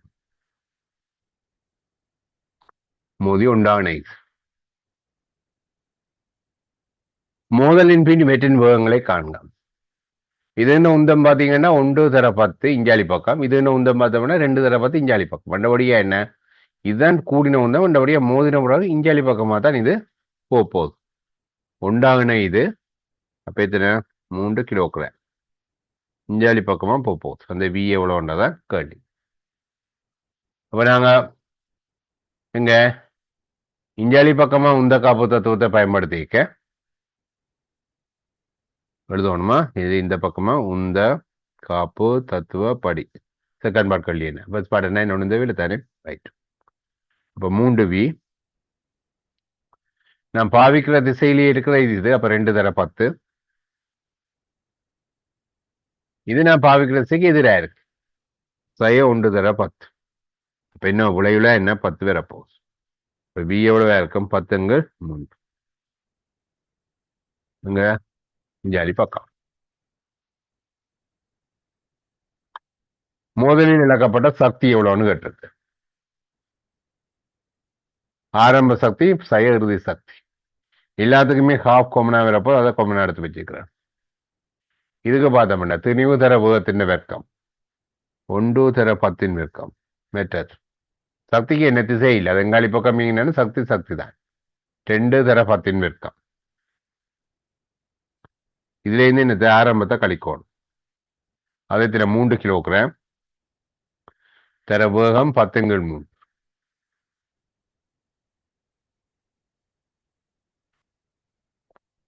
விஞ்ஞயம் என்ன 10 வெக்கம் கொமனா எடுக்கலாம். அப்ப 100 கீழே 2 இங்கே அப்ப 1 சக 2 3 சய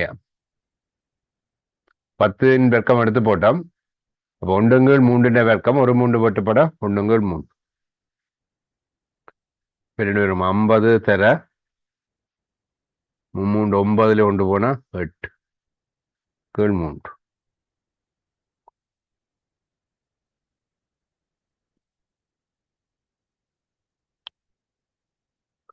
இதுல பிரச்சனை என்ன சொல்லுங்க?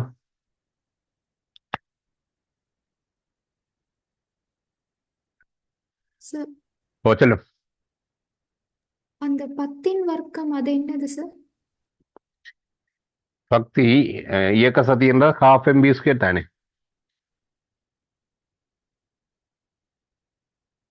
இயக்க சக்தி அரே எல்லாத்துக்கும் பொதுவாக வர்றபடியே பொதுவாக எடுத்து வச்சினான். அப்ப திணிவு தர வேகத்தின் வர்க்கம் தான் போட்டு வச்சுக்கிறேன். அப்ப 10 வர்க்கம் பண்றது என்ன? வேகத்தின் வர்க்கம். இது 10 மீட்டர் per செகண்ட் അതിന്റെ வர்க்கம்.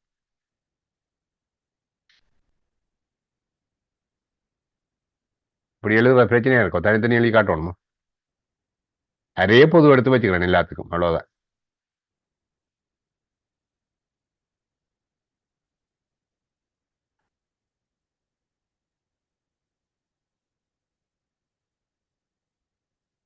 விளங்க இல்லையோ? சார் அந்த அதுக்கு பிறகு உள்ள அந்த -3 × 10⁻³ இது அது அதாவது இவ்வளவும் ஆரம்ப சக்தி.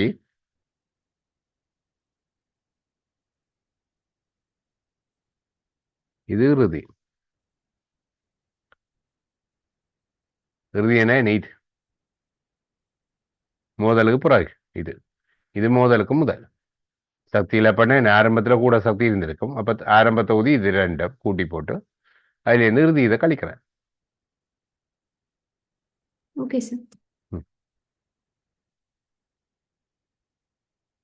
வேற யாருக்கா ஏதாவது பிரச்சனை?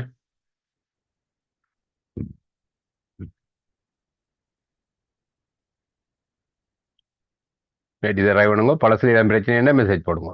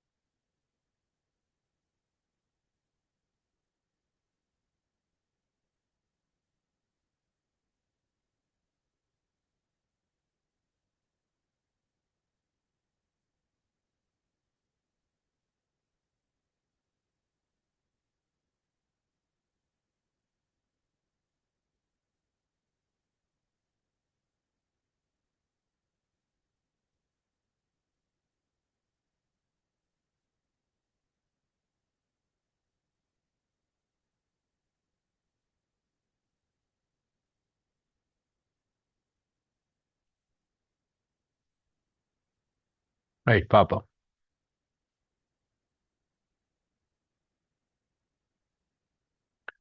பத்து மீட்டர் பஸ் வேகத்துடையங்கும் 1 கிலோகிராம் தெளிவு.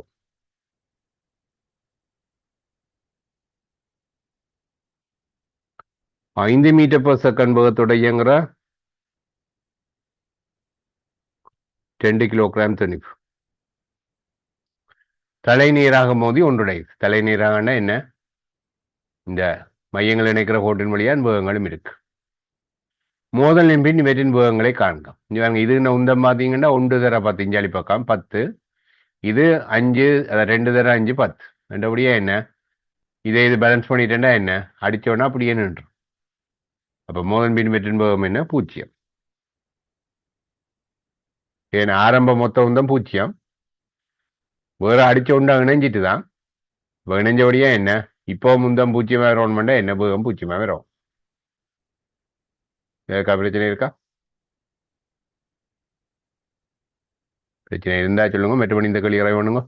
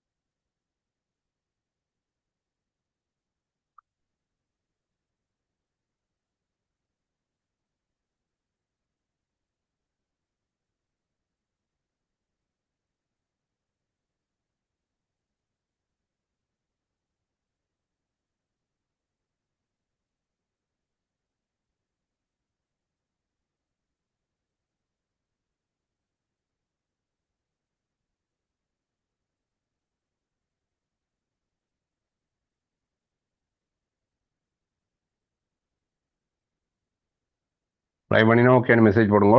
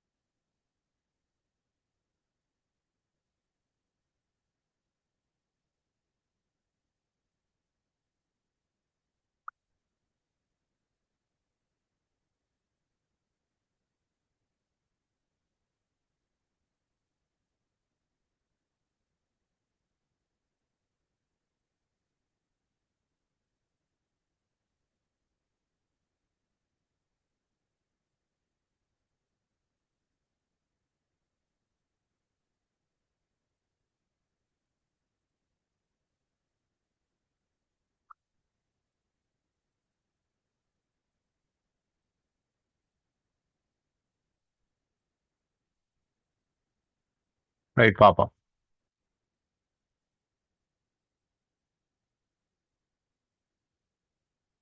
படத்தில் காட்டியவாறு இயங்கும் ஒரே திணிவுடைய இரு களிமண் கட்டிகள் மோதி ஒன்றிணைகின்றன. மோதலின் பின் அவற்றின் வேகத்தின் பருமன் கமா திசை. 3 மீட்டர் 6 மீட்டர் per second ஸ்கொயர்டா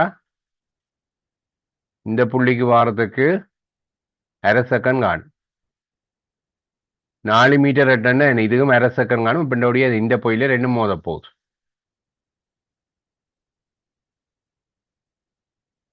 இப்ப இதுகின்ற ஆரம்ப உந்தம் பார்த்தோமா இருந்தா இந்த திசையில ஒரே திணிவு எம்மண்டு வச்சா 6m இருக்க போகுது ஆரம்ப உந்தம். இதுக்கு பார்த்தோம்னா இந்த திசையில 8m உந்தம் இருக்கும். இப்ப இணைஞ்ச பிறகு திணிவு பார்த்தோம்னா 2m.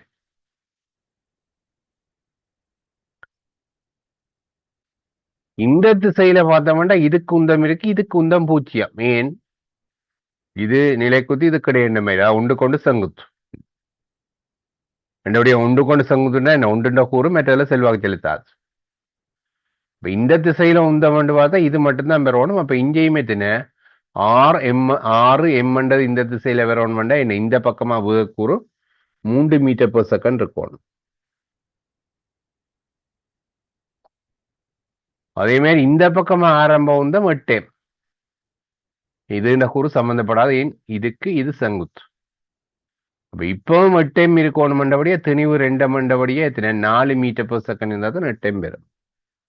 இப்ப இந்த பக்கமா வேகம் 4 மீட்டர் per செகண்ட். இது ரெண்டும் என்ன கூறுகள்.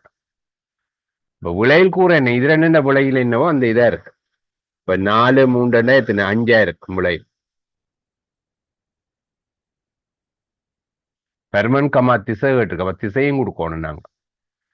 நான் இதோட டீட்டான்னு வச்சிருந்தா வேகத்தின் பெர்மன் 5 மீட்டர் per செகண்ட். திசை பார்த்தமா இருந்தா இது டீட்டான்னு வச்சா tan டீட்டாவாதான் இதுல 4/3 வரும். இப்ப டீட்டா tan இன்வர்ஸ் 4/3. ஏன் tan டீட்டாவாட்டா எதிர்பக்கத்துங்கள் அயல்பக்கம். அப்ப எதிர்பக்கம் இது 4 அயல்பக்கம் 3. இப்ப tan டீட்டா 4/3. அப்ப டீட்டா tan இன்வர்ஸ் 4/3.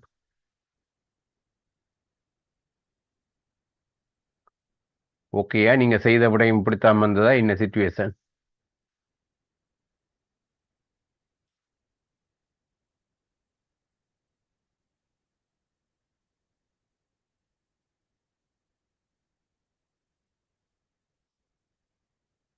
ரைட் ஓகேண்ணா இதை ட்ரை பண்ணுங்க. அல்ல அதுல எதுவும் டவுட்னா கேளுங்க.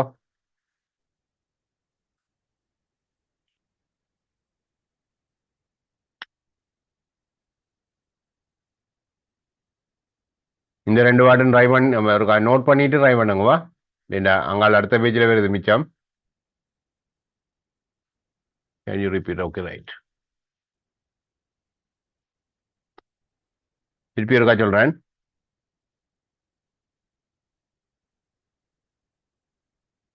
இது இயங்குற திசை, இது இயங்குற திசைக்கு செங்குத்தானது.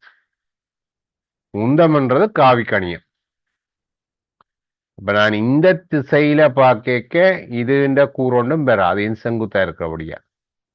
அப்ப இந்த திசையில பார்க்க இது இந்த கூறொண்டும் பெறாது, என் செங்குத்தா இருக்கிறபடியா. இப்ப புறவிச தாக்காடி என்ன உந்தம் காக்கப்படும். இப்ப மோதின புறம் இந்த திசையில ஆரம்ப உந்தது சமனான இறுதி உந்தம் இருக்கணும். ஆரம்ப உந்தம் பார்த்தோம்னா திணிவு எம் தர 6. இந்த திசையில பார்க்க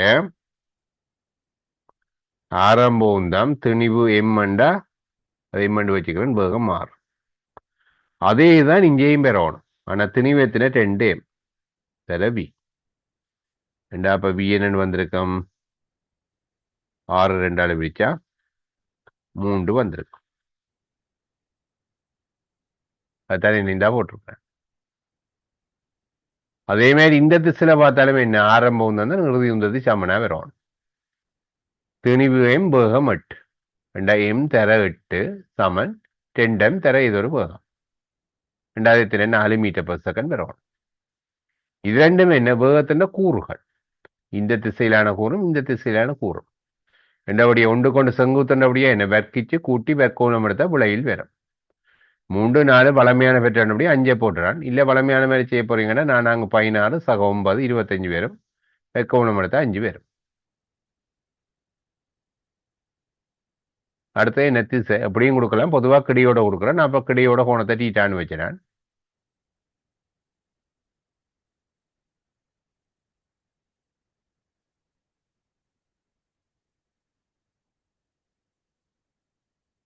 நிலக்கத்து கூறு 4, கிடக்கூறு 3. என்னுடைய டேண்டிட்டா பார்த்தீங்கன்னா இந்த பக்கத்துங்கள் இந்த பக்கம். இப்போ டேண்டிட்டா 4/3. அப்போ டீட்டா டேன் இன்வர்ஸ் 4/3. உண்மையா கோணத்தில் கொடுத்து தான் ஃபுல் மார்க்ஸ் வரும். இப்படி கொடுத்தா ஃபுல் மார்க்ஸ் பெறுமெண்ட்டுக்கு உத்தரவாதம் இல்லை. இப்போ டவுட் இருந்தா சொல்லுங்க. இல்லை ஒரு யாருக்கு பிரச்சனையாண்டா? ஓகே.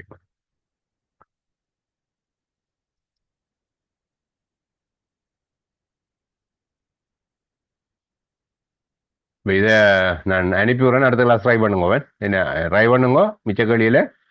அப்போ அடுத்த கிளாஸ் இதையும் பார்த்து அடுத்த பாஸ் பேப்பரா. அப்போ ஜெயக்குமார் சார் இதை ட்ரை பண்ணி பார்த்துக்கொள்ளுங்க. நியூட்டன் இயக்க விதியல், உந்த காப்பு தத்துவம் 10 இன்ச் ரெடியாக பார்ப்போம். சரியா? இதில் அனுப்புகிற மிச்ச கேள்வியும் அதோட பாஸ் பேப்பரும் பார்த்து வச்சுக்கொள்ளுங்க. அடுத்த கிளாஸ் பார்ப்போம். அடுத்த இத்தனை வாரம் செவ்வாய்க்கலாம். என்ன சனிக்கிழமை. ரைட். ஒரு ஏதாவது பிரச்சனை இருக்கா?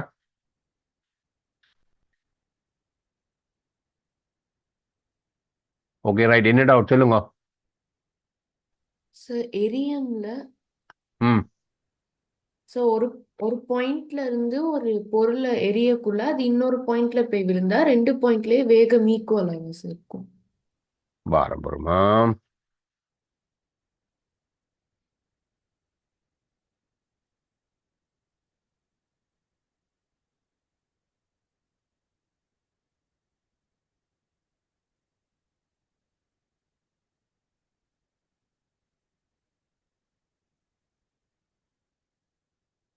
ஒரே கிடைமட்டத்தில் எறிஞ்சு அதே கிடைமட்டத்தில் வந்து விழுந்தா வேகத்தின் பெருமன் சமனா இருக்கும். உயரத்திலே இருந்தறிஞ்சு வரைக்கையோ அல்லது இங்கே இருந்தறிகிறது ஒரு கட்டடத்தை போய் அடிக்குது என்றால உயரமா, அப்ப நாங்க சொல்லிடலாம் வேகம் சமனன்ட்டு. வேகத்தின பெருமன் ஒரே கிடைமட்டத்தில் வந்து விழுந்தாத்தான் வேகத்தின பெருமன் சமன். வேகம் சமன் சொன்னாலும் போல ஏன் திசை மாறுது. இப்படி எறிஞ்சது இப்படி போய் விழுது. வேகத்தின பெருமன் தான் சமனா இருக்கு. இங்க வேகம் பின்னா இங்கேயும் பி. இப்ப ஒரே கிடைமட்டம் வலுத்தட புறக்கணிக்கப்பட்ட சந்தர்ப்பத்தில் மட்டும் இங்க வியண்டா இதுவும் வியா இருக்கும். அதுவும் என்ன பெருமன் மட்டும் திசை மாறுபடும். அப்ப வேகம் சமன்னு சொன்னா பிள்ளை ஏன் திசை மாறுது வேகத்தின பெருமன் சமன் அல்லது கதி சமன்டா சரி எப்ப ஒரே கிடைமட்டமா இருக்கணும் வழித்தட புறக்கணிக்கத்தக்கதா இருக்கணும் சரியா சார் இப்போ ஒரே கிடைமட்டமா இருந்தா இயக்கப்பாட்டு சக்தி ஈக்குவலா இருக்குமா சார்? ம் ஏன் கதி சமன் தானே இப்ப சும்மாவே தனியும் மாறாது அப்ப கதி சமன்டா என்ன இயக்கப்பாட்டு சக்தியும் சமனத்தாம இருக்கும்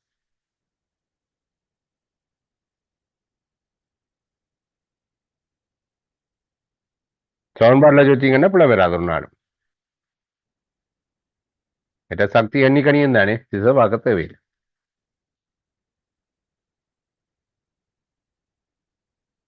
சரியா ஒரே பிரச்சனை